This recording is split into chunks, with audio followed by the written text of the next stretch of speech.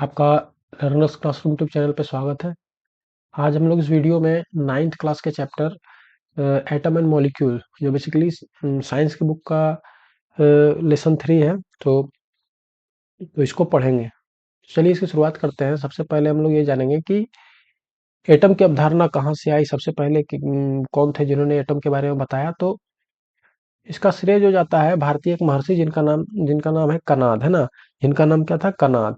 तो महर्षि एक भारतीय महर्षि या इंडियन फिलोसफर, इसको आप कहिए, इंडियन फिलोसफर हुए जिनका नाम महर्षि कनाद है। इन्होंने लगभग 500 ईसा पूर्व यानी 500 बीसी के अराउंड इन्होंने बताया था परमाणु के बारे में। क्या ये बोले थे कि जो होता मैटर होता है, matter consist of indivisible unit and can not be further divided into smaller particle. Matter जो होते हैं वो काफी इंडिविजिबल यूनिट से मिलकर के बने होते हैं। मैटर जो होते हैं वो इंडिविजिबल यूनिट से मिलकर के बने होते हैं, जिसको फर्दर तोड़ पाना संभव नहीं है और उससे छोटे यूनिट्स में तोड़ पाना उसको संभव नहीं है। मतलब कि महर्षि कनाद ने बोला था कि जो कोई भी पदार्थ होता है वो बहुत ही छोटे छोटे इंडिविजिबल यूनिट से मिलकर के बना होता है, जिसको फर्दर उसको तोड़ पाना और फर्दर छोटे छोटे पार्टिकल्स में संभव नहीं है। और यह जो छोटा छोटा कण था, यूनिट था, उसको उन्होंने परमाणु नाम दिया। आगे इसमें दूसरे एक वैज्ञानिक, सॉरी, दूसरे एक भारतीय ही महर्षि हुए या इंडियन फिलोसफर कहिए उनको। उनका नाम है पाकुदा कात्यायन। उन्होंने फिर इसमें और आगे कुछ जोड़ा कि जो जितने भी परमाणु होते हैं नॉर्मली वो सिंगल एग्जिस्ट नहीं करते, वो कंबाइंड रूप में होते हैं, है ना। मतलब कि एटम जो होते हैं वो किस रूप में होते हैं? कंबाइंड रूप में होते हैं। Which gives off matter, generally किसी भी मैटर का फॉर्मेशन जो होता है वो किससे होता है? परमाणु से। और वो परमाणु किस रूप में होते हैं? कंबाइंड फॉर्म में। अकेले वो इंडिविजुअल एग्जिस्ट नहीं करते।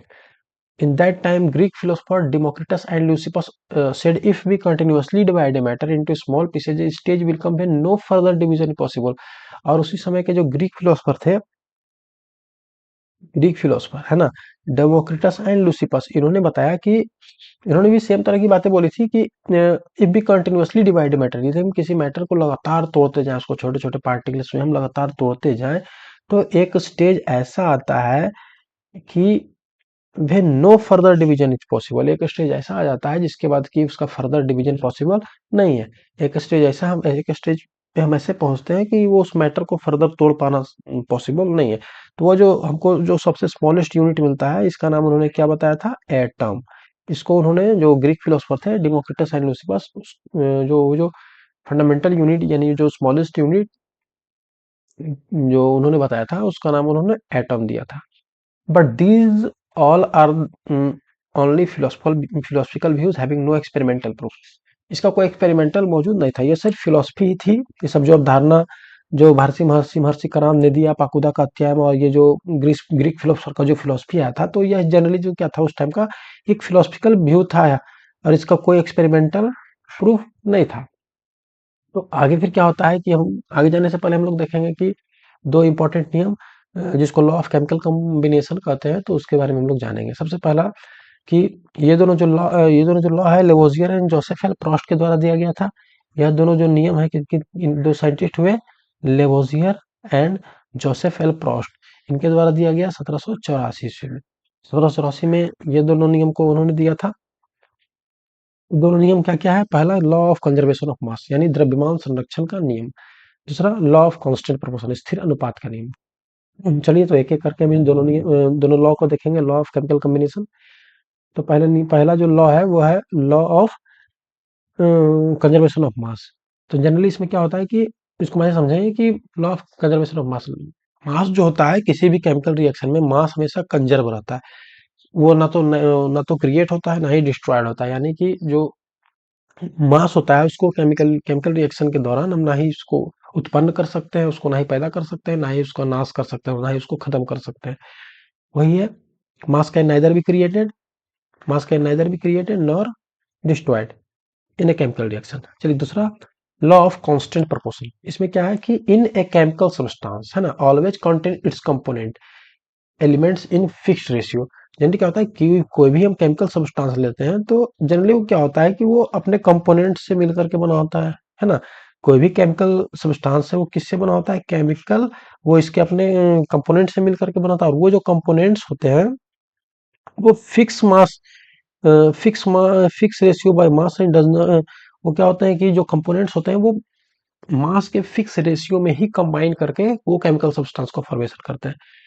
मतलब कि किसी भी केमिकल सब्सटेंस का फॉर्मेशन उसके कंपोनेंट्स के द्वारा होता है, और वो जो कंपोनेंट्स होते हैं मास के फिक्स रेशियो में ही कंबाइन करते हैं। मास के फिक्स रेशियो में ही जब कंबाइन करेंगे कि उनका जो उसके जो कंपोनेंट्स हैं वो जब फिक्स रेशियो में ही कंबाइन करेंगे, एक दूसरे के साथ आएंगे, तभी जाकर के वो केमिकल सब्सटेंस का फॉर्मेशन होगा। तो यह है law of constant proportion. Appropriate explanation of these laws are not available, लेकिन चूंकि इनका जो एप्रोप्रिएट एक्सप्लेनेशन था वो उस टाइम मौजूद नहीं था। ऐसा होता है, ये चीज पता था, लेकिन इसका एप्रोप्रिएट एक्सप्लेनेशन की कमी थी। तो एक ब्रिटिश केमिस्ट हुए, है ना, ब्रिटिश केमिस्ट जो है, उनका नाम था जॉन डॉल्टन, है ना। जॉन डॉल्टन जो है, सबसे पहले इन्होंने basic theory about the nature of matter, इन्होंने सबसे थ्योरी जो पदार्थ के या नेचर ऑफ मैटर है, पदार्थ की प्रकृति के बारे में सबसे पहला जो थ्योरी है वो जॉन डॉल्टन का है। उन्होंने क्या बोला था कि he said atoms are the fundamental building unit of any matter, fundamental building unit of any matter, मतलब कि ये जो एटम्स होते हैं वो किसी भी एटम्स जो होते हैं वो किसी भी सब्सटेंस के बिल्डिंग यूनिट होते हैं, उसको बनाने वाला यूनिट होता है atom. Atomic Dalton's atomic theory provided an explanation for law of chemical combination. क्या जो लॉ ऑफ केमिकल कॉम्बिनेशन हम लोगों ने पढ़ा, जैसे Lavoisier and Joseph L Proust ने 1784 में दिया था, तो इसका भी जो एप्रोप्रिएट एक्सप्लेनेशन जो है इनके थ्योरी के आधार पे, यानी हम कह सकते हैं कि लॉ ऑफ केमिकल कॉम्बिनेशन को एक्सप्लेन किया गया डाल्टन एटॉमिक थ्योरी के आधार पे, इनको बाद में एक्सप्लेन किया गया। तो पहला जो बेसिक थ्योरी था एटॉम के बारे में जॉन डाल्टन ने दिया था। तो चलिए हम लोग जॉन डाल्टन के जो एटॉमिक थ्योरी है उसको पढ़ेंगे। सबसे पहले उन्होंने क्या बोला था? तो बेसिकली जॉन डाल्टन जो थे वो, उन्होंने अपना पहला एटॉमिक मॉडल, उन्होंने अपना जो एटॉमिक मॉडल था वो 1808 ईस्वी में बताया था दुनिया को। और इसके जो मेन पोस्टुलेट्स थे वो क्या क्या है, एक एक करके हम लोग देखेंगे। सबसे पहला कि एटॉम्स जो होते हैं वो smallest unit of matter is atom.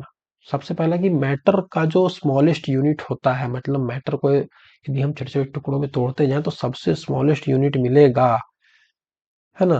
जो सबसे छोटा इकाई मिलेगा जिससे कि पूरा मैटर बना हुआ है वो क्या है? एटम है। और यही एटम जो होते हैं, जब कोई सब्सटेंस या कोई एलिमेंट केमिकल केमिकल उसमें केमिकल रिएक्शन होता है, तब जनरली ये जो एटम होते हैं वही केमिकल रिएक्शन में पार्टिसिपेट करते हैं। तो केमिकल रिएक्शन में एलिमेंट्स के एटम ही पार्टिसिपेट करते हैं। दूसरा जो इनका यह है कि atom are the indivisible particle, है ना। जो उसको जो होते हैं वो अविभाज्य होते हैं, है ना। वो अविभाज्य कण होते हैं, इनडिविजिबल है। तो atom are the indivisible particle, atom can neither create not destroy, यानी कि एटम को नहीं बनाया जा सकता है और ना ही उसको नष्ट किया जा सकता है। तो एटम क्या होते हैं? अविभाज्य कण होते हैं, वो टूट नहीं सकता, और ना ही इसे बनाया जा सकता है और ना ही इसे नष्ट किया जा सकता है। तीसरा इनका पोस्टुलेट है atom of same element are identical in mass and chemical behaviour. Same तरह के जो एलिमेंट होते हैं, एक ही तरह के एलिमेंट हमेशा एक ही तरह के एटम से मिलकर के बने होते हैं, जो बाय मास आइडेंटिकल होते हैं, मतलब एक ही तरह के मास वाले एटम से मिलकर के बने होते हैं, एक ही तरह के मास वाले एटम से मिलकर के बने होते हैं सेम एलिमेंट, है ना। और जो सेम एलिमेंट होते हैं वो एक ही तरह के मास वाले एटम से मिलकर के बने होते हैं। और दूसरा जो है कि वो केमिकली उनका जो केमिकल बिहेवियर होता है वो सेम होता है। सेम एलिमेंट्स के एटम का जो केमिकल बिहेवियर होता है वो क्या होता है? सेम होता है। और वो जो सेम एलिमेंट्स के जो एटम होते हैं वो सेम मास वाले होते हैं। अगला, atom of different element are different masses and chemical behaviour. अलग अलग तरह के एलिमेंट के जो एटम होते हैं वो अलग अलग मास वाले होते हैं, और वो उनका केमिकल बिहेवियर भी अलग अलग होता है। Atom combine in the ratio of small whole number to form compound. Generally क्या होते हैं कि जो केमिकल रिएक्शन में हम लोगों ने पढ़ा कि केमिकल रिएक्शन में तो हम लोगों ने देखा कि एटम जो है कंबाइन करते हैं, वही एटम जो है कंबाइन करके फॉर्मेशन करते हैं कंपाउंड का। तो जनरली जो एटम जो कंबाइन करते हैं,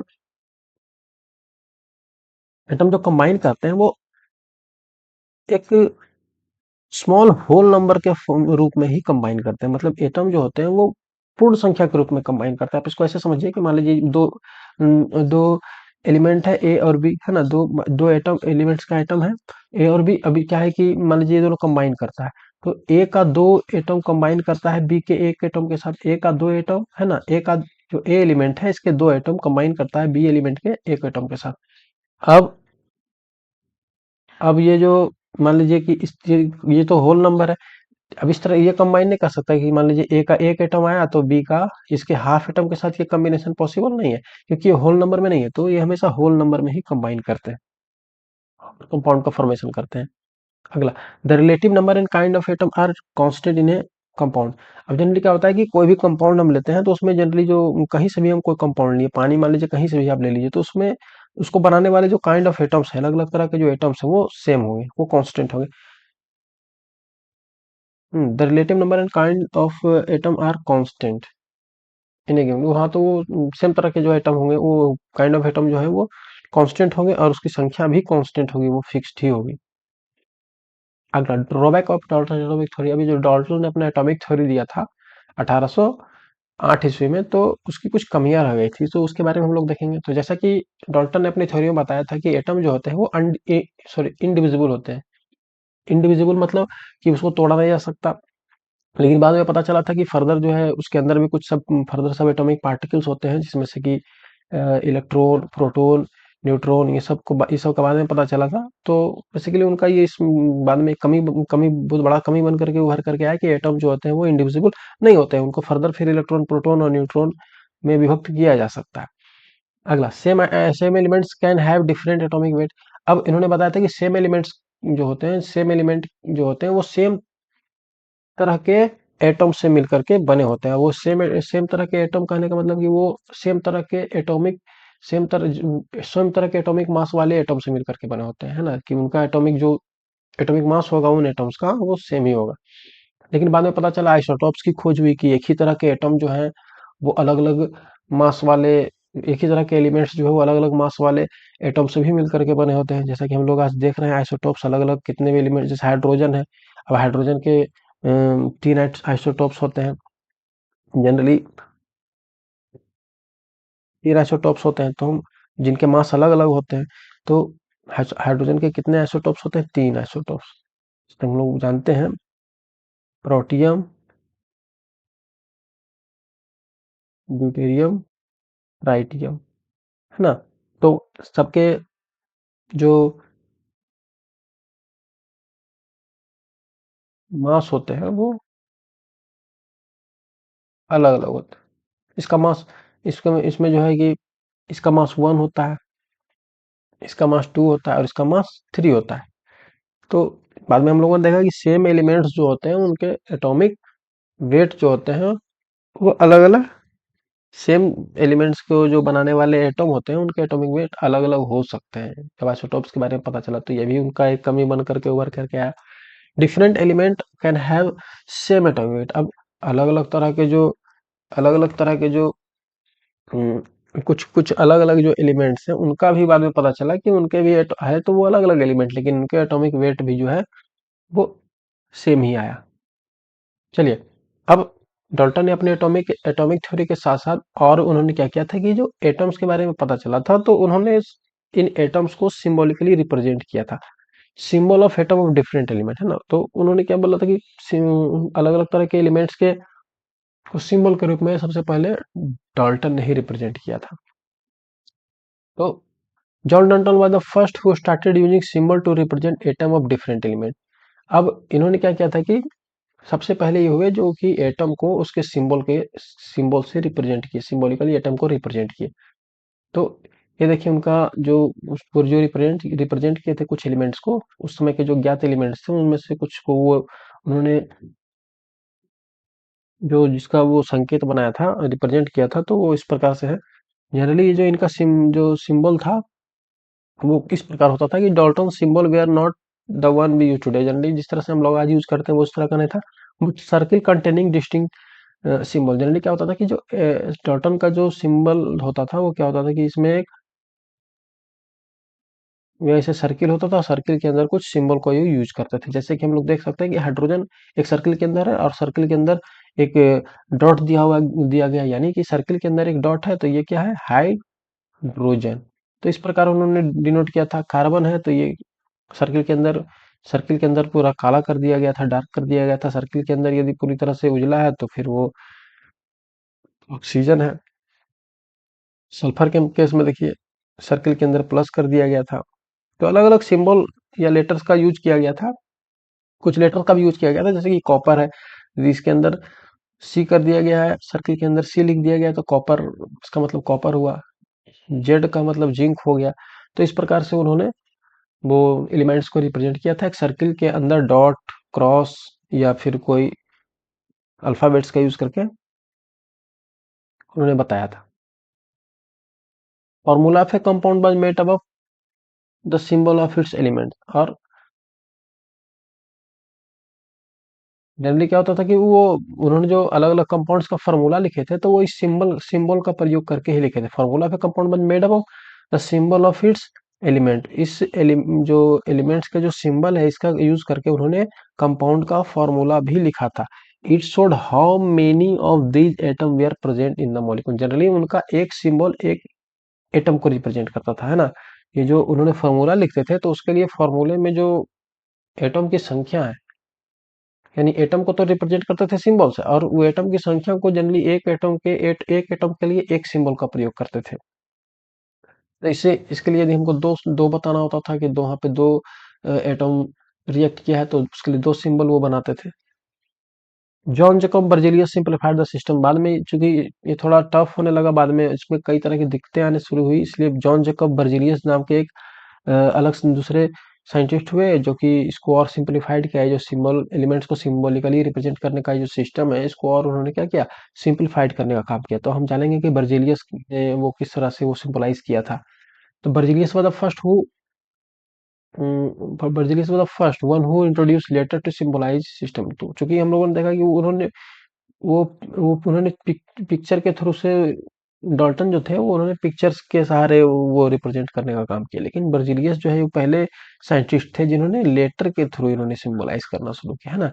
इन्होंने ये पहले वैज्ञानिक थे जिन्होंने एटम्स को लेटर्स के थ्रू सिंबलाइज करना शुरू किया। According to him the Latin name of an element could be used as its chemical symbol. और जनरली इनकी जो अवधारणा थी यह थी कि जनरली किसी भी एलिमेंट, है ना, किसी भी एलिमेंट का जो नेम है, और वो कैसा नेम, लैटिन नेम। ये जो नाम उन्होंने लिया लैटिन नेम, है ना, किसी भी एलिमेंट का जो लैटिन नेम है उसका जो पहला अक्षर है ना, तो उसको उन्होंने केमिकल सिंबल के रूप में रिप्रेजेंट किया। बर्जेलियस सिंबल सिस्टम सिंबल और widely adopted and is still used in modern chemistry with some modification. और जनरली हम लोग जो आज भी यूज करते हैं मॉडर्न केमिस्ट्री में, जो आज हम लोग यूज करते हैं सिंबल का सिस्टम जो मौजूद है, जनरली वो बर्जिलियस के ही सिस्टम को एडॉप्ट कर लिया गया है कुछ थोड़े मोड़े मॉडिफिकेशन के साथ। मतलब बर्जिलियस ने जो सिस्टम को इंट्रोड्यूस किया था सिंबॉलिकली रिप्रेजेंट करने का, जो सिस्टम को इंट्रोड्यूस किया, उसी में कुछ मॉडिफिकेशन करके उसको आधुनिक केमिस्ट्री में या फिर मॉडर्न साइंस में उसको अडॉप्ट कर लिया गया। Today IUPAC a scientific organisation is authorised for giving symbol. आज जनरली जो किसी भी एलिमेंट्स के सिंबल को मान्यता देने का जो काम करती है वो आईयूपीएसी करती है। International international union for pure and applied chemistry इसका पूरा नाम है। जो क्या करती है कि वो किसी भी सिंबल को नाम देना हो, चाहे किसी भी कंपाउंड का नोमेनक्लेचर हो या किसी भी एलिमेंट्स का नाम हो, तो इन सब का काम करने के लिए एक अलग से संस्था है जिसे आईयूपीएसी कहते हैं। तो जनरली आज जो है सिंबल उम्बल देने का काम इसी का है। आईयूपीएसी नेमिंग, अब जो है कि अब आईयूपीएसी नेमिंग जो जो कि आधुनिक समय में जो सिंबल का काम होता है, सिंबल देने के लिए जो ऑथराइज्ड है, तो वो किस तरह से काम करती है वो उसकी वो जो है किसी भी सिंबल को किस प्रकार निर्धारित करती है?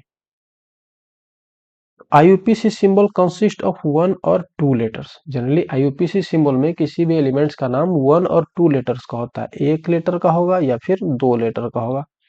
Letter are taken from English name, है ना। और जनरली वो जो लेटर्स होते हैं वो उसका जो एलिमेंट्स का जो जो सिंबल है वो किस नाम से लिए जाते हैं? इंग्लिश नेम से लिए जाते हैं। And some elements name are taken from Latin, German और ग्रीक वर्ड। इसके अलावा कुछ एलिमेंट्स के नेम जो है वो लैटिन, ग्रीक और जर्मन लैंग्वेज से भी लिए गए हैं। इंग्लिश के साथ साथ जो लैटिन, जर्मन और ग्रीक भाषा का यानी उनके लैंग्वेज का जो है लेटर्स को भी यूज किया गया है सिंबल के रूप में। The letter is always capitalised, और इनमें जो सिंबल होता है वो हमेशा पहला अक्षर जो होता है वो कैपिटल रूप में होता है। बड़ा अक्षर इंग्लिश अल्फाबेट का जो बड़ा अक्षर होता है उसी में होता है। While the second letter is always lower case, बल्कि यदि उसमें एक लेटर के अलावा दूसरे लेटर का भी जरूरत पड़ा तो वो हमेशा छोटा होता है ना। यानी पहला लेटर बड़ा और यदि दूसरा है तो वो छोटा होगा। जैसे हम लोग देखते हैं ऑक्सीजन के लिए ओ, यहाँ ओ कैपिटल में है। एल्युमिनियम के लिए एल, जहाँ पर पहला पहला अक्षर ए है तो ए बड़ा लेटर में है, और वहीं एल्युमिनियम में एल, तो एल क्या है? स्मॉल लेटर में। Latin name of iron ferrum.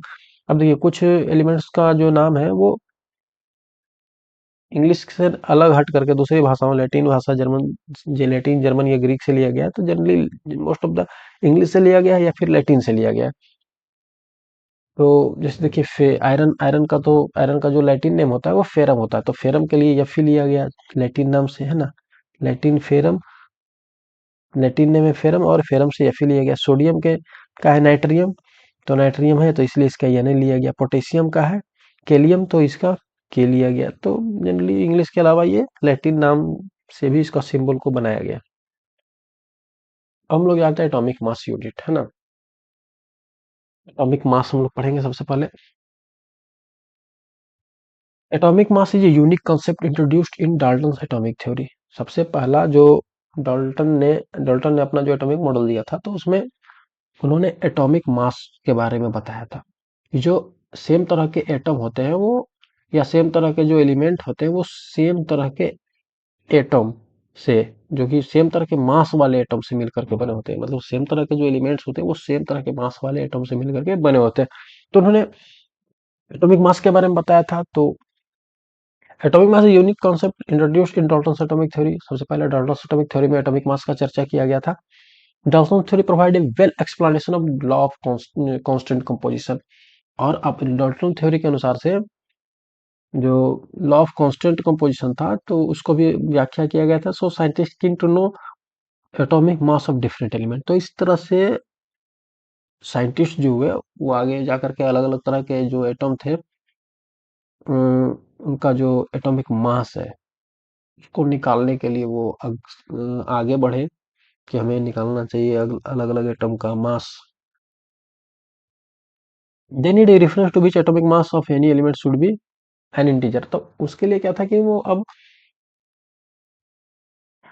किसी भी एटॉमिक मास को, आज भी हम जैसे आज भी हम किसी भी चीज को तौलते हैं तो एक रेफरेंस लिया गया कि एक 1 किलो या 2 किलो का एक रेफरेंस लिया गया कि उसी के रेफरेंस में हम किसी भी चीज को तौलते हैं कि 1 किलो है, 2 किलो है, 5 किलो है, तो उसका कितना गुना है। यानी 5 किलो का मतलब समझते हैं कि 1 किलो जो स्टैंडर्ड है उससे वो 5 गुना ज्यादा है।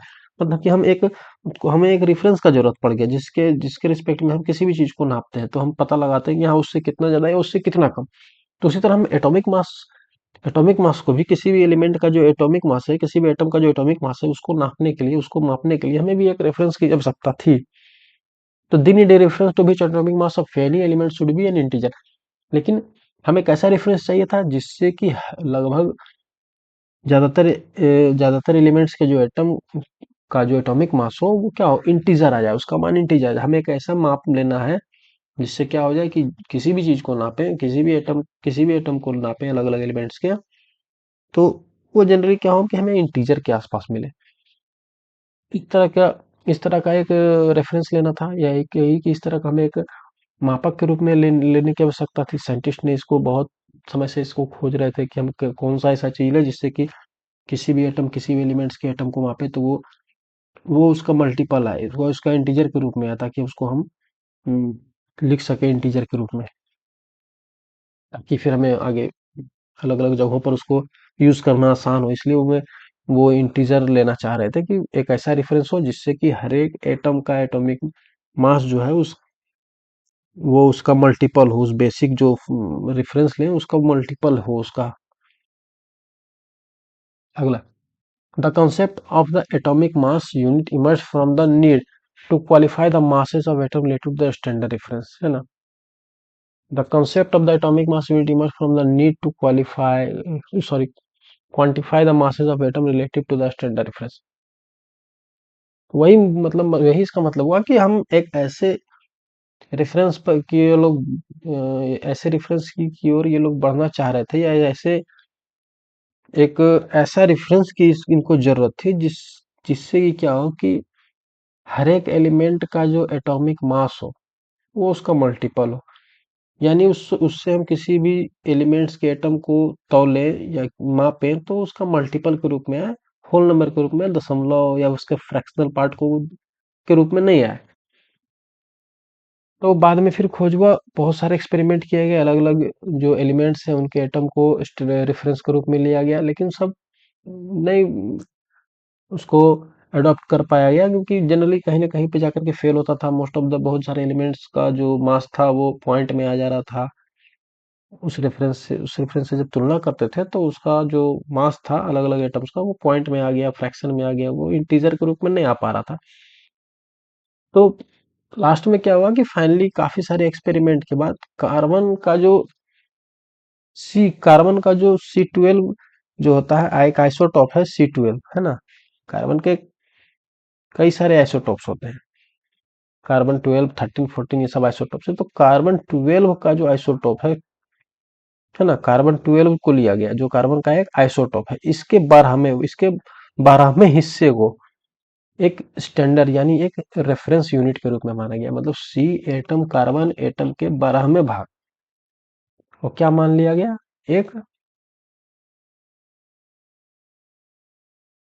Reference unit.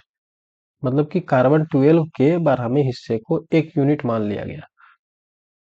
एक यूनिट मतलब ये एक यूनिट है जिससे कि हम तौलेंगे। जैसे कि बाजार में क्या होता है कि किसी भी चीज को तौलने के लिए यूनिट हम लोग माने किलो, 1 किलो, उसी से कोई 1 किलो है, 2 किलो है, कितना किलो है, तो उसी से हम लोग तुलना करते हैं। तो वही आप मानिए कि इसको एक यूनिट मान लिया गया, किस चीज को नापने के लिए, एटॉमिक मास नापने के लिए। किसी भी एलिमेंट का जो एटम का क्या वेट है, सॉरी उसका क्या मास है, तो उसको नापने के लिए एक रेफरेंस ले लिया गया जो क्या है कार्बन 12 का 12वां हिस्सा, जिसे एक यूनिट बोला गया और ये रेफरेंस यूनिट के रूप में माना गया। और इसे इसलिए हम लोग इसको क्या, इस यूनिट का हम लोग नाम दिए वन एटॉमिक यूनिट, है ना। इस यूनिट को किस रूप में लिखेंगे, वन एटॉमिक मास यूनिट, इसे शॉर्ट में एएमयू लिखते हैं।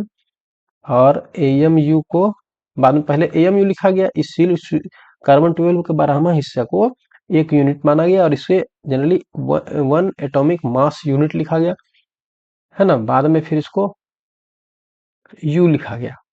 मतलब पहले एएमयू लिखते थे फिर, लेकिन बाद में फिर और इसको शॉर्ट करके यू के रूप में जनरली यू से डिनोट करना शुरू कर दिए।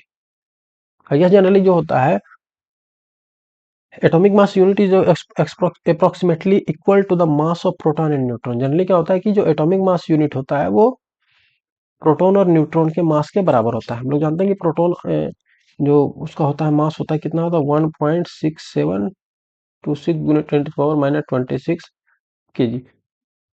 तो लगभग देखिए ये जो अप्रोक्सीमेट वैल्यू इसका 1.66053904 गुने 10⁻⁻26 है ना। ये कितना है, ये इतना इसका मान है 1.66053904 गुने 10⁻⁻27। ये -27, ये पावर है -27। तो ये ले लिएगा। तो हम देख पा रहे हैं कि ये दोनों मान जो है वो बराबर है। तो इसलिए जनरली क्या होता है कि वन एटॉमिक मास यूनिट जो होता है जनरली मास ऑफ प्रोटॉन या मास ऑफ न्यूट्रॉन दोनों का मास लगभग बराबर होता है, के बराबर होता है। वनी one atomic mass unit one atomic mass unit one atomic mass unit जो क्या होता है जी, कार्बन 12 के 12वां हिस्सा का जो मास होता है उसके बराबर। और यह जो होता है वन प्रोटॉन और वन न्यूट्रॉन के मास के बराबर होता है।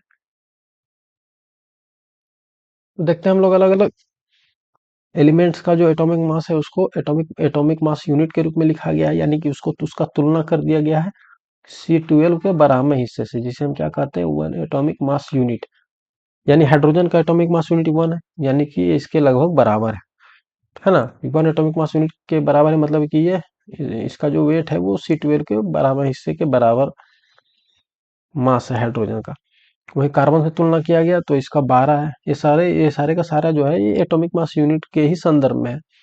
जैसे हम लोग स्मॉल यू से या AMU से लिखते हैं, वही नाइट्रोजन का 14, ऑक्सीजन का 16, सोडियम का 23, मैग्नीशियम का 24, क्लोरीन का 25.5। तो ये सारे जो एटॉमिक मास जो है वो एटॉमिक मास यूनिट में लिखा गया है। चलिए तो अब आगे देखते हैं। Generally atom does not exist independently, in order to be stable they form molecule and ion. Generally क्या होते हैं कि एटम्स जो होते हैं वो इंडिपेंडेंट नहीं होते। वो क्या करते हैं कि वो स्टेबल अवस्था में आना चाहते हैं, है ना। जनरली क्या होता है कि एटम इंडिपेंडेंट नहीं होते, क्योंकि वो इंडिपेंडेंट जब होते हैं तो वो अनस्टेबल होते हैं। तो वो चूंकि हर एक एलिमेंट जो होता है, हर एक एटम जो होता है वो खुद स्टेबल होना चाहता है। और in order to become stable, atoms जो होते हैं वो मॉलिक्यूल और आयन का फॉर्मेशन करते हैं। क्यों करते हैं? क्योंकि वो स्टेबल होना चाहते हैं, और स्टेबल होने के लिए वो परस्पर वो कंबाइन करते हैं, दूसरे एटम के साथ रिएक्ट करते हैं, और इसी प्रकार मॉलिक्यूल और आयंस का फॉर्मेशन होता है। तो सबसे पहले हम लोग जानेंगे कि मॉलिक्यूल क्या होते हैं और आयंस क्या होते हैं। तो molecule molecule form when two or more atom combine chemically to become stable. Generally क्या होते हैं कि दो या दो से ज्यादा एटम केमिकली जो है वो रिएक्ट करते हैं और स्टेबल होते हैं। हमको ये कि दो या दो से अधिक एटम जो है जनरली क्या होते हैं कि कंबाइन होकर के एक स्टेबल अवस्था में प्राप्त करते हैं, और जिस चीज का वो फॉर्मेशन करते हैं उसे मॉलिक्यूल कहते हैं। तो मॉलिक्यूल का फॉर्मेशन क्या होता है? दो या दो से ज्यादा एटम मिल करके करते हैं। जैसे H2O का ये मॉलिक्यूल है, तो H2O के एक मॉलिक्यूल में क्या है, दो हाइड्रोजन और एक ऑक्सीजन कंबाइन किया है और एक H2O का मॉलिक्यूल बना है, जो जनरली स्टेबल होता है। But molecule of some elements consist of only one atom of that element. लेकिन कुछ कुछ एक जो एलिमेंट्स होते हैं उनके एटम जनरली वो उनके जो मॉलिक्यूल होते हैं, कुछ एक एलिमेंट्स के जो मॉलिक्यूल होते हैं वो एक ही एटम से बने होते हैं, है ना। जनरली क्या होता है कि मॉलिक्यूल तो दो या दो से अधिक एटम के मिलने से बना होता है, लेकिन कुछ पदार्थों में, कुछ एलिमेंट्स में क्या होते हैं कि वो उसके जो मॉलिक्यूल होते हैं वो सिंगल एटम से बने होते हैं। यानी यूं कहिए कि वो किसी दूसरे एटम के साथ कंबाइन नहीं करते, वो खुद ही रहते हैं ऐसे ही अकेले। जैसे हीलियम, नियोन, है ना। हीलियम, नियोन और भी जो नोबेल गैसेस हैं, हीलियम, नियोन हुआ, आर्गन, क्रिप्टन, तो ये सारे जो होते हैं वो अ, ये सब जो होते हैं सिंगल एटम के बने होते हैं। लेकिन कुछ अलग जो एलिमेंट्स होते हैं, जैसे मेटल्स जो होते हैं या कार्बन जो होते हैं, ये ये जो है इनका जो स्ट्रक्चर होता है काफी कॉम्प्लेक्स होता है, क्योंकि मेटल्स और कार्बन जो होते हैं वो एक एक या दो या तीन एटम से नहीं जुड़ करके बने होते हैं। ये काफी लार्ज नंबर ऑफ जो एटम्स होते हैं वो एक दूसरे से जुड़े होते हैं और एक अलग टाइप का स्ट्रक्चर का फॉर्मेशन करते हैं। मतलब काफी संख्या में एटम्स जो होते हैं एक दूसरे से जुड़ करके वो मॉलिक्यूल का निर्माण करते हैं, इसलिए वो उनका जो स्ट्रक्चर होता है वो जनरली सिंपल नहीं होता है। तो कुछ कुछ मॉलिक्यूल जो होते हैं वो एक एटम के रूप में ही रहते हैं, और कुछ मॉलिक्यूल जो होते हैं वो काफी एटम के मिलने से ही बनता है। अब एटमोसिटी क्या होता है?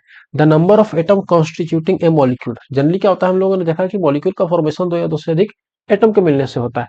तो एटमोसिटी जो होता है ना, ये जो एटमोसिटी है,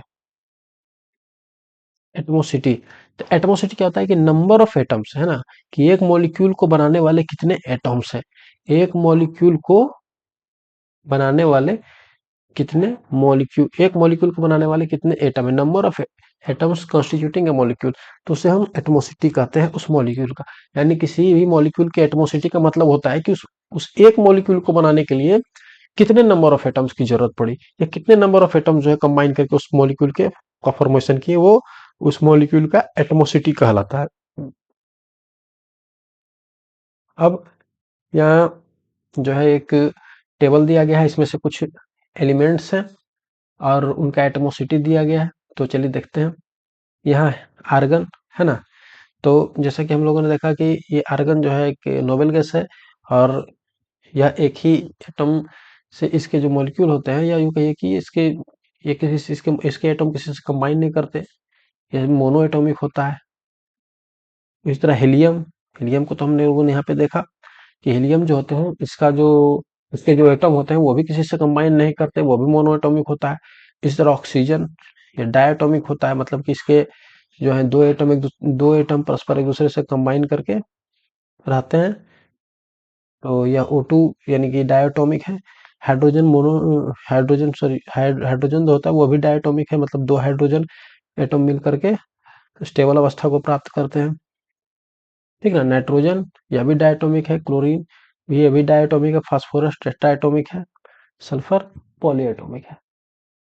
चलिए, इसी प्रकार कुछ मेटल होते हैं, जनरली हम लोगों ने देखा कि मेटल जो होते हैं वो सारे कैसे होते हैं कि ये परस्पर एक दूसरे से जुड़े होते हैं, काफी सिंपल स्ट्रक्चर के रूप में नहीं होते। जो जनरली जो हम लोग इसलिए कहते हैं कि जो भी मेटल्स होते हैं वो जनरली मोनो एटॉमिक ही होते हैं।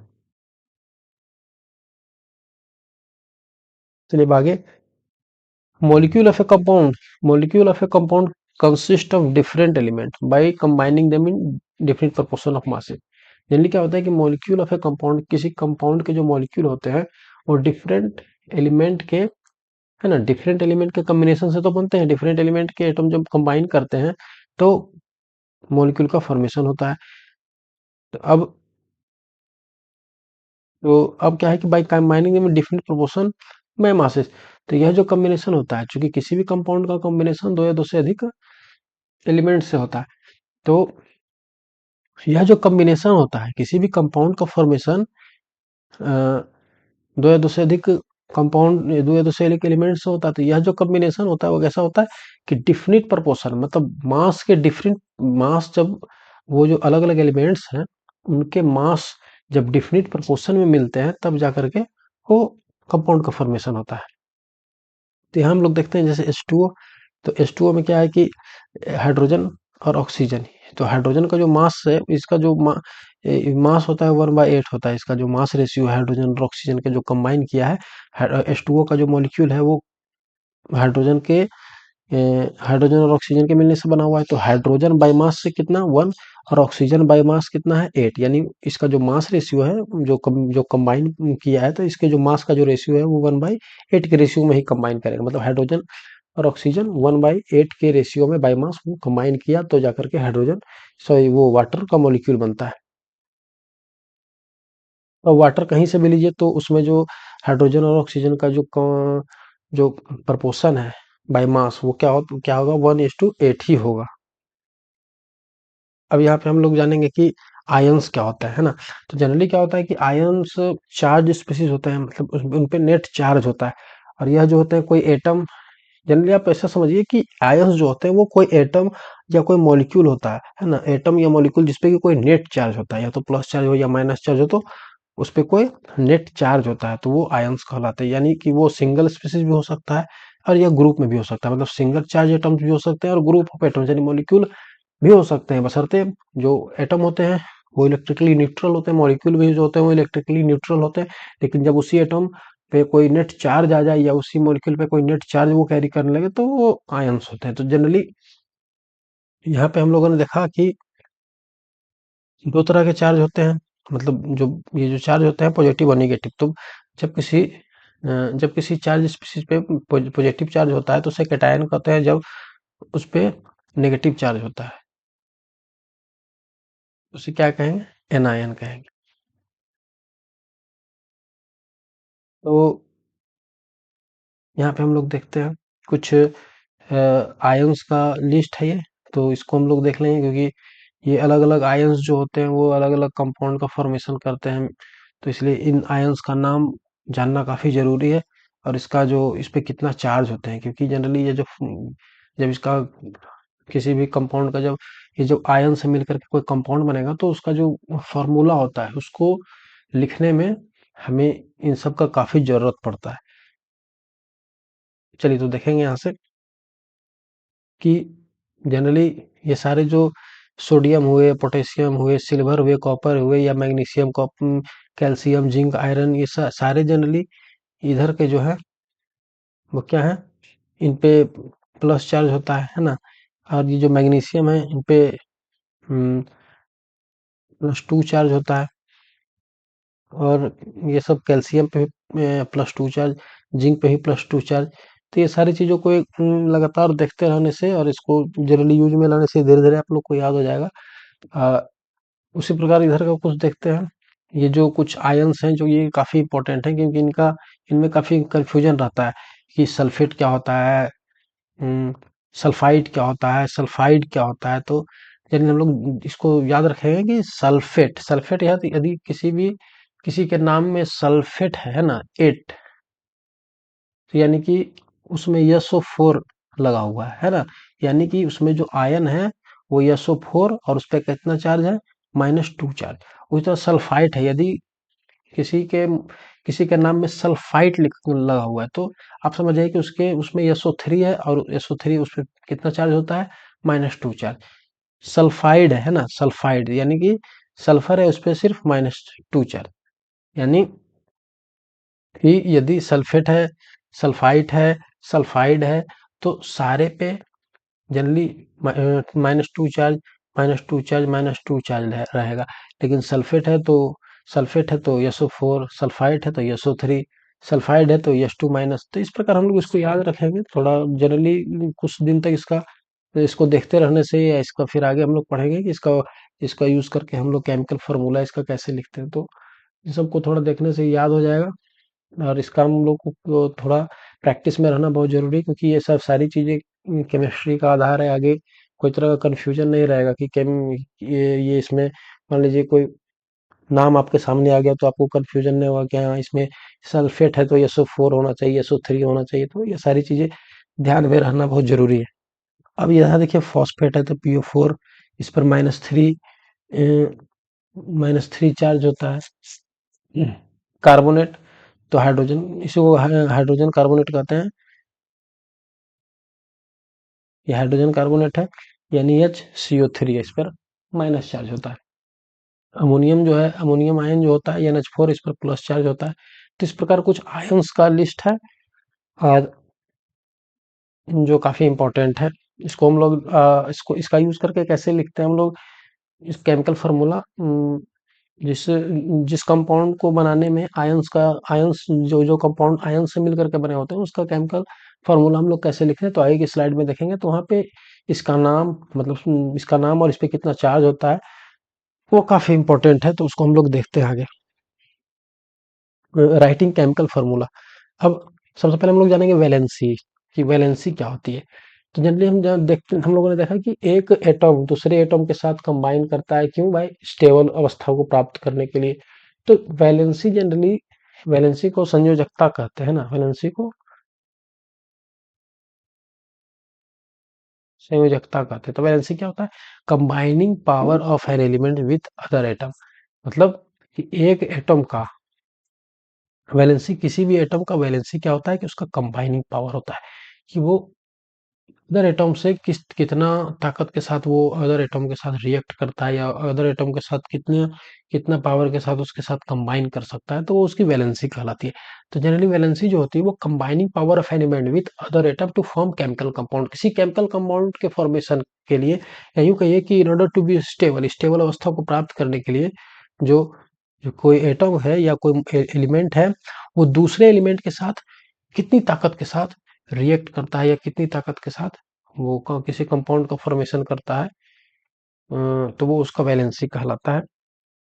This is equal to number of electron gain lost or shared by an atom of an element. यानी क्या होता है कि वैलेंसी क्या होता है, किसी भी एटम का या किसी भी एलिमेंट का जो वैलेंसी है वो क्या होता है कि वो रिएक्शन में, यानी कि अ, जब कंपाउंड का फॉर्मेशन हुआ तो वहाँ जो एक केमिकल रिएक्शन के थ्रू होता है। तो वो जो रिएक्शन हुआ तो उसमें क्या होता है कि जो इलेक्ट्रॉन का कितना गेन हुआ या कितना लॉस हुआ है ना, वो जो जो एलिमेंट है वो उस कंपाउंड को फॉर्म करने के लिए कितना इलेक्ट्रॉन का गेन किया या कितना इलेक्ट्रॉन का लॉस किया, और शेयर्ड बाय एन एटम। या फिर यदि गेन और लॉस नहीं हुआ तो उसके द्वारा कितना शेयर किया गया, है ना? इलेक्ट्रॉन का कितना शेयर किया गया। या तो केमिकल रिएक्शन के दौरान इलेक्ट्रॉन को गेन करेगा या लॉस्ट करेगा या फिर क्या करेगा, शेयर करेगा। तो जनरली हम लोग कितना गेन किया, कितना लॉस किया या फिर कितना शेयर किया, वही उसी चीज से हम निर्धारित करते हैं कि किसी चीज की वैलेंसी कितनी होगी। अब इसको हम लोग एक एग्जांपल से समझेंगे जो आपके एनसीईआरटी में दिया हुआ है कि ऑक्टोपस एंड मैन। तो इसको एक एग्जांपल ऑक्टोपस और मैन, यानी ऑक्टोपस को ओ से हम लोग सूचित करते हैं और मैन को यम से, है ना? तो हम लोग जानते हैं कि एक ऑक्टोपस के कितने हाथ होते हैं। तो एक ऑक्टोपस होता है, इसको 8 हैंड्स होते हैं, आप समझिए। और जो कोई भी आदमी होता है उसको कितने हैंड्स होते हैं, 2 हैंड्स होते हैं। तो जनरली बोला जाए कि किसी ऑक्टोपस के एक हाथ को कोई आदमी अपने एक हाथ से पकड़ेगा, है ना? किसी ऑक्टोपस के 8 हाथ को किसी आदमी को पकड़ना है, यानी ऑक्टोपस का एक हाथ कोई आदमी अपने एक हाथ से पकड़ सकता है। तो एक ऑक्टोपस के 8 हाथ को पकड़ने के लिए कितने आदमी को की जरूरत पड़ेगी, यानी कि एक ऑक्टोपस को संभालने के लिए कितने आदमी की जरूरत पड़ेगी। तो हम लोग कह सकते हैं कि एक ऑक्टोपस को संभालने के लिए, मतलब उसके 8 हैंड्स को संभालने के लिए हमें मनुष्य के भी, यानी मैन के भी 8 हैंड की जरूरत पड़ेगी। यानी कि हम कह सकते हैं कि यहाँ पे कि हमें 8 हैंड के लिए हमें 4 आदमी चाहिए, क्योंकि एक आदमी के पास तो 2 हाथ होता है, तो हमें 4 आदमी चाहिए। यानी यानी एक ऑक्टोपस के लिए कितना चाहिए, 4 आदमी चाहिए। यानी कि ऑक्टोपस कितने मनुष्य को संभाल सकता है, एक ऑक्टोपस को संभालने के लिए कितना, 4 आदमी। तो ऑक्टोपस की वैलेंसी क्या होगी, 4, यानी 4 आदमी के साथ ये रिएक्ट करता है। यानी ये 4 आदमी के साथ रिएक्ट करता है, तो इसकी ये 4 हो गया। और ये या तो ये एक ही हो गया। यानी इसको ऐसे आप समझ सकते हैं कि इसके पास 2 हाथ है, इसके पास 8 हाथ है। मतलब इसके पास संभालने के लिए, ऑक्टोपस को संभालने के लिए 2 हाथ है, इसके पास 8 हाथ है। तो जनरली इसी का जो सिंपल रेशियो, इसको जब सिंपल रेशियो में कन्वर्ट किया गया तो 8 का 4 और ये 2 का 1, यानी कि ऑक्टोपस की वैलेंसी 4 हो गई और मैन की वैलेंसी 1 हो गई। तो ये इस तरह से हम समझ सकते हैं कि चूंकि ऑक्टोपस मैन के साथ एक ऑक्टोपस जो होता है वो 4 आदमी के साथ 4 आदमी को देख सकता है, कि अकेला ऑक्टोपस 4 आदमी को देख सकता है ना? तो इसलिए ऑक्टोपस की वैलेंसी 4, यदि यदि ऑक्टोपस की वैलेंसी 4 है तो मैन की वैलेंसी है, क्योंकि इसके 4 हैंड्स को संभालने के लिए, यदि इसके 8 हैंड्स को संभालने के लिए 4 आदमी की जरूरत पड़ेगी। तो इसलिए इस प्रकार से हम इसका बैलेंसिंग इसको हम समझ सकते हैं। आगे है तो इसका फॉर्मूला क्या होगा। जनरली क्या करते हैं कि चूंकि यदि इसका 2 है, 2 हाथ है इसके पास, तो इसके पास अब मैन का 2 हाथ है तो ऑक्टोपस के पास 8 हाथ है। प्रत्येक हाथ प्रत्येक आदमी का एक हाथ ऑक्टोपस के एक हाथ को संभालेगा। तो आप इसे समझिए कि इसका सिंपल रेशियो में 4:1 है।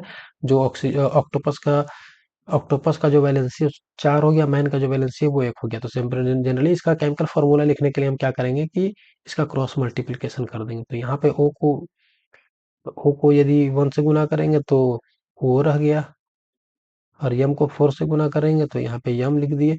और यहाँ चूंकि 4 से गुना है तो यहाँ पे इसकी संख्या को दर्शाने के लिए नीचे में 4 लिखा जाता है। तो इस प्रकार हम वैलेंसी का यूज करके किसी भी कंपाउंड का हम केमिकल फार्मूला को लिखते हैं।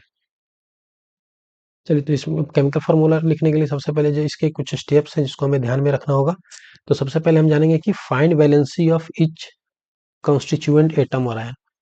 सबसे पहले हमें यह जानना जरूरी है कि जिस कंपाउंड का हम वैलेंसी निकालना है ना, जिस कंपाउंड का find valency of each constituent atom, और मतलब कि हमें मान लीजिए कोई कंपाउंड है ना, कोई कंपाउंड बना हुआ है, तो उस कंपाउंड को बनाने वाले जो एटम है या आयन है, तो उस उनका हर एक का, यानी कि कोई कंपाउंड हम जैसा कि या कोई कंपाउंड है या कोई कंपाउंड का जो मॉलिक्यूल है, तो वो मॉलिक्यूल जो है, जैसा कि हम जानते हैं कि 2 या 2 से अधिक एटम से मिल करके बने होते हैं। तो या जो मॉलिक्यूल हैं तो एटम से मिल करके बने हुए, या फिर आयन भी उनमें हो सकते हैं। आयन कुछ आयन मिल करके भी मॉलिक्यूल का फॉर्मेशन कर सकते हैं। तो अब सबसे पहले तो हम ये जानेंगे कि वो जो एटम होता है, सॉरी, वो जो मॉलिक्यूल है वो उसको बनाने वाले जो एटम है या आयन है, उनकी वैलेंसी क्या है, और element see periodic table for ion see net charge on it.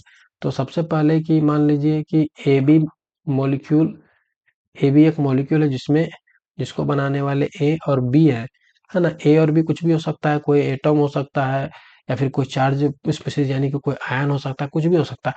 तो हम क्या करेंगे कि मॉलिक्यूल को बनाने वाले ए और बी का जनरली क्या करेंगे, इसका वैलेंसी को नोट डाउन करेंगे। सबसे पहले ए की वैलेंसी और बी की वैलेंसी पता करेंगे। अब ए और बी की वैलेंसी कैसे पता करेंगे?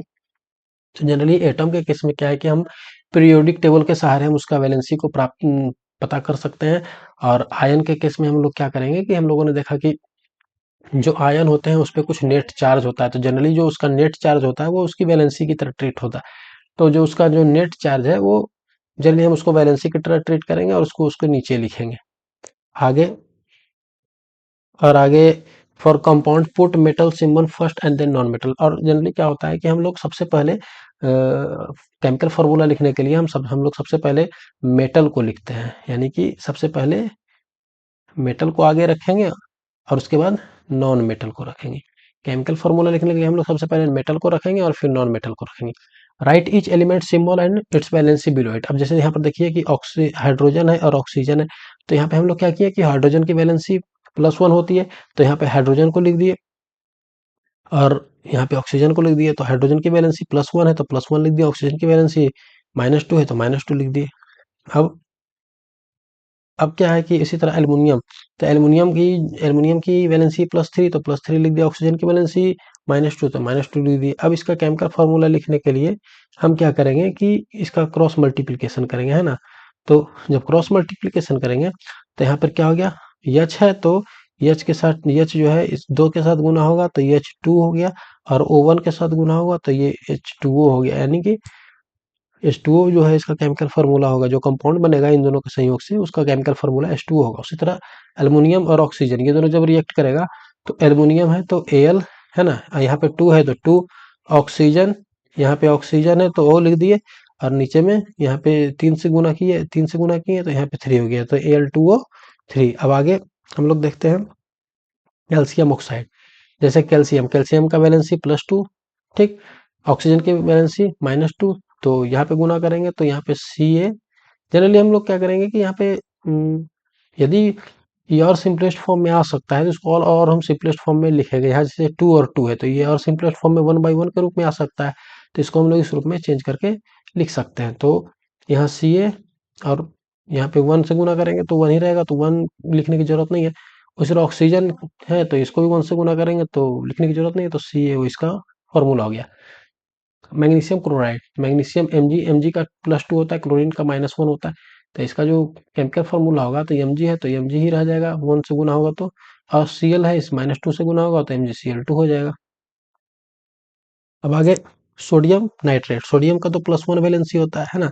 सोडियम एक मेटल है, जनरली जो मेटल होते हैं वो उसकी वैलेंसी प्लस में होती है और 4 से कम होती है। और नाइट्रेट, यहाँ पे देखिए, यह नाइट्रेट, अभी हम लोगों ने पिछले जो कुछ आयन का लिस्ट देखा था उसमें हम लोगों ने नाइट्रेट को देखा था, तो NO3 है ना,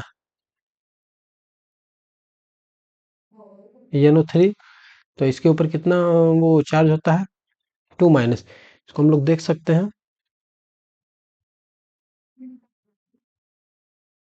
देखिए नाइट्रेट, ये हम लोगों ने देखा था नाइट्रेट, यहाँ हाइड्रोजन, सॉरी यहाँ नाइट्रेट NO3, तो NO3 के ऊपर कितना चार्ज है,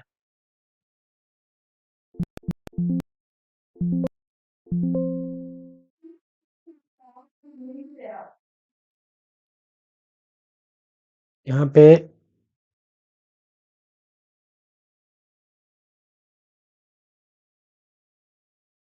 हाँ, यहाँ पे सोडियम की वैलेंसी, तो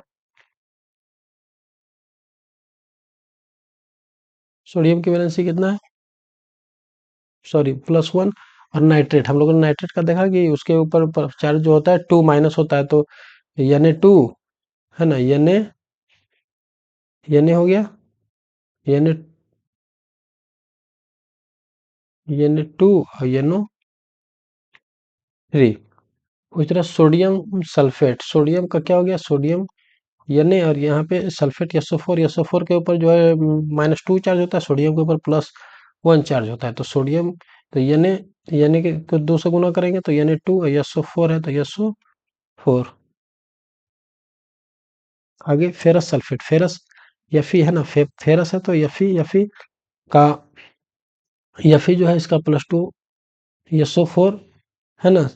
सल्फेट, सल्फेट का जो है 2 होता है, -2 चार्ज होता है, तो दो एक दूसरे से गुना करेंगे तो क्या होगा, FeSO4, ये इसके सिंपलेस्ट फॉर्म में आ जाएगा, 1 1 1, तो FeSO4 हो जाएगा। कार्बन डाइऑक्साइड CO2, कार्बन का वैलेंसी 4 होता है, ऑक्सीजन का वैलेंसी 2 होता है ना, -2, ये 4 होता है।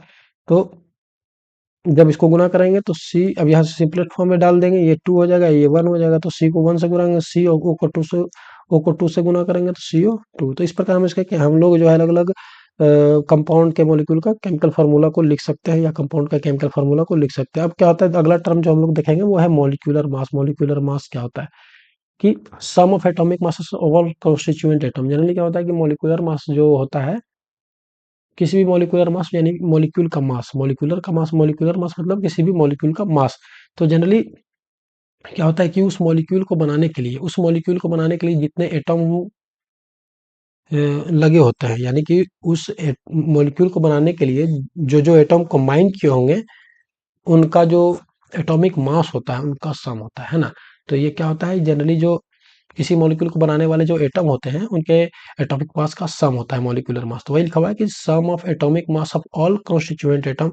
और इसको चूंकि ये सभी एटॉमिक, जितने जो उसके कॉन्स्टिट्यूएंट एटम होते हैं उसके एटॉमिक मास का सम होता है। चूंकि एटॉमिक मास का यूनिट AMU होता है, इसको शॉर्ट में U भी लिखते हैं, तो इसलिए इसको हम लोग, चूंकि उन सभी का सम है, सभी एटम के जो एटॉमिक मास उसका सम है, इसलिए इसको भी रिप्रेजेंट U से ही करेंगे। तो चलिए इसको देखते हैं हम लोग, H2O और HNO3, नाइट्रिक एसिड और H2O का जो है कि हम लोग निकालते हैं मॉलिक्यूलर मास। तो सबसे पहले H2O, तो H2OH, यानी H का तो एटॉमिक वेट, एटॉमिक मास कितना होता है, 1 है ना, 1, और कितना है, 2 है, 1 मिनट, तो 1 1 × 2 प्लस ऑक्सीजन का कितना होता है, 16, तो ये 16 हो गया। तो अब इसको हम लोग लिख सकते हैं 16 2 18। तो इस प्रकार मॉलिक्यूलर मास हम उसका पता कर सकते हैं। तो ये जो 18 है ये एटॉमिक मास यूनिट में आएगा। अगला है HNO3, HNO3 का हम लोग लिखते हैं सब किन किन मॉलिक्यूल से, सॉरी, ये जो HNO3 का मॉलिक्यूल है वो किन किन एटम से मिल करके बना हुआ है, तो हाइड्रोजन से, नाइट्रोजन से और ऑक्सीजन से, और ऑक्सीजन का 3 मॉलिक्यूल है। चलिए, तो हाइड्रोजन का एक एटम, हाइड्रोजन का जो एटॉमिक मास 1, नाइट्रोजन का एटॉमिक मास 14 यूनिट, और ऑक्सीजन का 16। चलिए, तो 16 और कितना है, 3, तो 16 गुने 3, तो हम लोग 16 48 है ना, 16 48, और 48 और 14 कितना होगा, 62, और ये 63, यानी ये 63 यूनिट। तो इस प्रकार हम लोग किसी भी मॉलिक्यूल का मॉलिक्यूलर मास निकाल सकते हैं। हम लोग देखेंगे फार्मूला यूनिट मास। जनरली क्या होता है कि एटॉमिक मास और फार्मूला यूनिट मास वही होता है। मॉलिक्यूलर मास जो होता है वो किसी मॉलिक्यूल का निकाला जाता है। मॉलिक्यूल मतलब कि वो इलेक्ट्रिकली न्यूट्रल होता है, तो वो मॉलिक्यूल होता है, उसको बनाने वाले कोई मॉलिक्यूलर मास किसी मॉलिक्यूल का निकाला जाता है, जो जनरली क्या होता है कि किसी एटम से मिलकर के बना होता है। वही फार्मूला मास जो होता है वो भी उसी तरह से निकाला जाता है जैसे कि मॉलिक्यूलर मास निकलता है। बस इसमें अंतर ये होता है ना कि we use the word formula of unit because whose constituent particular ion। Generally क्या होता है कि मॉलिक्यूल को बनाने के लिए जो एटम एटम जो होते हैं वो उसमें लगे होते हैं, और ये जो फार्मूला यूनिट मास हम उस जगह पे लिखते हैं जिसको बनाने के लिए आयंस आए होते हैं। मतलब वैसे मॉलिक्यूल जिसके कंस्टिट्यूएंट पार्टिकल जो हो आयंस हो, जिसको बनाने में आयन लगे हों, जिनके कंस्टिट्यूएंट पार्टिकल जो आयन हो, तो उसके लिए हम मॉलिक्यूलर मास का यूज नहीं करते, बल्कि उसके लिए हम एक अलग टर्म, जैसे हम कहते हैं फार्मूला यूनिट मास, मतलब जिसके कंस्टिट्यूएंट पार्टिकल आयंस हो उसके लिए हम फार्मूला यूनिट मास लिखते हैं। और जिस मॉलिक्यूल के कंस्टिट्यूएंट पार्टिकल एटम हो तो उसके लिए हम मॉलिक्यूलर मास लिखते हैं। तो यानी फार्मूला यूनिट मास भी उसी तरह से लिखेंगे जैसे कि हम लोग मॉलिक्यूलर मास लिखते हैं, जैसे NaCl है ना, तो NaCl जनरली क्या होता है कि ये आयन से मिलकर के बना हुआ था, सोडियम आयन और क्लोरीन के आयन से मिलकर के बना होता है। तो इसका जो तो चूंकि यह भी है एक मॉलिक्यूल है ना, NaCl क्या है मॉलिक्यूल, लेकिन इसको बनाने वाले जो हैं आयन होते हैं, तो इसलिए हम लोग इसके लिए मॉलिक्यूलर मास का यूज नहीं करते बल्कि फार्मूला यूनिट मास का यूज करते हैं। तो चलिए इसको हम लोग क्या करेंगे कि सोडियम सोडियम का जो एटॉमिक मास होता है, सोडियम का atomic mass 23 plus chlorine chlorine का एक आयन है, तो एक गुना क्लोरीन का जो एटॉमिक मास होता है वो 35.5 होता है। जब इन दोनों को जोड़ देंगे तो 0.5 और ये 5 3 8 और 2 5 58.5 एटॉमिक मास यूनिट। इस प्रकार हम लोग जो है कि इसका लिख सकते हैं। हम लोग मोल कॉन्सेप्ट को देखेंगे, तो मोल कॉन्सेप्ट यानी मूल संकल्पना, इस हिंदी में मूल संकल्पना कहते हैं। तो सबसे पहले हम लोग मोल कॉन्सेप्ट को देखेंगे, तो मोल होता क्या है। चलिए, तो जनरली जो एक मोल होता है वो 6.022 इंटू 10⁻23 है ना, ये 10⁻23 आइटम्स के बराबर होता है। यानी कि जैसे 1 दर्जन बराबर 12 होता है, मतलब 1 दर्जन किसी भी वस्तु का 1 दर्जन, इसका मतलब हुआ कि उस वस्तु का कितना संख्या 12। जैसे 1 दर्जन केला मतलब 12 केला, 1 दर्जन बुक यानी 12 बुक, 1 दर्जन कॉपी मतलब 12 कॉपी, 1 दर्जन किसी भी वस्तु का 1 दर्जन जो हुआ वो यानी कि उसकी 12 संख्या टोटल। तो उसी प्रकार एक मोल यह जो है ये भी संख्या को बतलाता है, यानी किसी जिस तरह 1 दर्जन मतलब 1 दर्जन का मतलब 12 इंटिटीज, उसी प्रकार एक मोल बराबर 6.022 गुने 10⁻23 आइटम्स है ना। किसी भी वस्तु का यदि हम एक मोल बोले यानी कि उसका 6.022 गुने 10⁻23 आइटम्स। सही जो संख्या होता है इसको एवोगाड्रो नंबर कहते हैं ना। ये संख्या है 6.022 इंटू 10⁻23। कहीं कहीं पे ये 6.023 भी मिलता है देखने को, तो आप समझ सकते हैं, लेकिन एनसीईआरटी में जो है वो 6.022 इंटू 10⁻23, तो हम लोग यही मानेंगे। तो 6.022 इंटू 10⁻23 जो है इसे एवोगाड्रो नंबर कहा जाता है, एवोगाड्रो नंबर। हम लोग देखते हैं कि एक मोल है ना, एक मोल तो हम लोग देख लिए कि एक मोल का मतलब इतना आइटम्स होता है, इतना एंटिटीज होता है। अब इसका एक्चुअल डिफिनेशन क्या है मोल का। तो generally the mole is defined as the amount of substance है ना। मोल क्या होता है, अमाउंट ऑफ सब्सटेंस होता है, किसी भी सब्सटेंस की मात्रा, that contain as many entities as many elementary entities as there are atom in exactly 12 gram of carbon. मतलब कि मोल को डिफाइन करने के लिए क्या किया गया कि सबसे पहले C12 लिया गया, कार्बन का एक आइसोटॉप है C12, कार्बन का आइसोटॉप C12 C13 C14 है, तो उसमें से C12 जो आइसोटॉप्स है उसको लिया गया। इसको लिया गया, इसकी कितनी मात्रा को ली गई, इसकी 12 ग्राम इसका मास लिया गया है ना, 12 ग्राम C12 जो C12 का 12 ग्राम, इसके 12 ग्राम अमाउंट को लिया गया।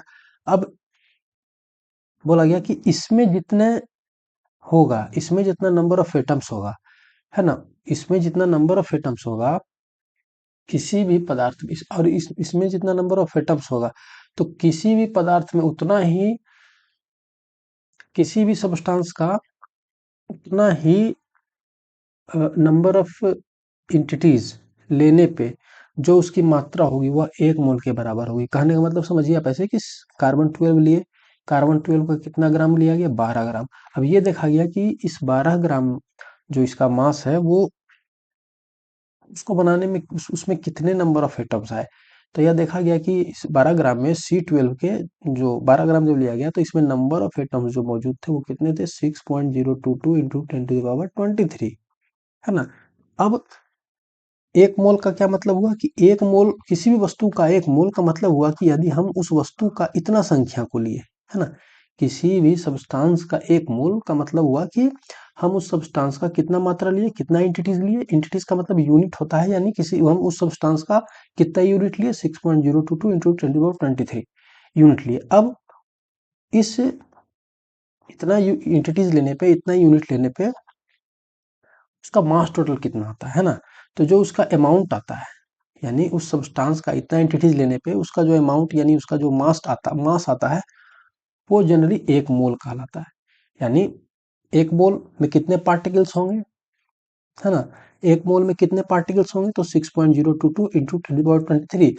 अब एक मोल अमाउंट यानी एक मोल में उसका मास कितना होगा या कहीं उसका अमाउंट क्या होगा, तो इतने इतने इंटिटीज का जो मास होगा, है ना, वो एक मोल का अमाउंट कहलाएगा, है ना। तो ऐसे समझिए, तो C12 लिया गया, C12 में 12 ग्राम, C12 का 12 ग्राम लिया गया। इसमें देखा गया कि 6.022 इंटू 10⁻23 एटम्स जो मौजूद है, और डिफाइन किया गया कि किसी भी सब्सटेंस का इतना ही इंटिटीज लिया जाए वो एक मोल के बराबर होगा। किसी भी सब्सटेंस का इतना इंटिटीज लिया जाए और वो क्या होगा, वो तो नंबर ये हो गया एक मोल। अब इस इस नंबर यानी इस इंटिटीज का जो मास है या जो अमाउंट है, उसकी मात्रा एक मोल के बराबर होगी। यानी एक मोल बेसिकली क्या है कि इतने आइटम्स का मास है ना, किसी भी सब्सटेंस के 6.022 इंटू 10⁻23 इंटिटीज का जो है वो मास है या अमाउंट है, वो एक मोल के बराबर होता है। इसको हम लोग ऐसे भी समझ सकते हैं कि जैसे देखिए, ये लिया गया C12, है ना।